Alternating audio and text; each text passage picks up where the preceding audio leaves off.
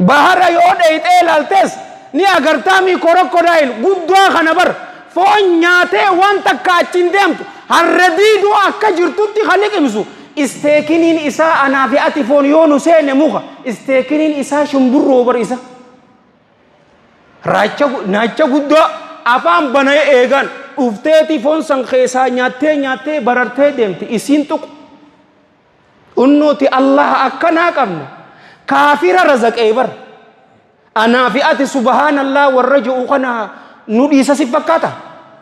dubaree maaltu fide ribaa nyaachuun gubboo nyaachuu maaltu fide bo aboo obboleeyyan keenya eela keessa darbinee anaaf naa haa dabartuu maaltu fide bo meeshaa ekispaarlii taate gurguruu maaltu fide haadaa sayyidul jaliil waan jee dhageesse alimtu bi anna rizqii laa ya'khudhuhu ghayri faxma'anna qalbii qalbiin tiyya na tasgabboyte tee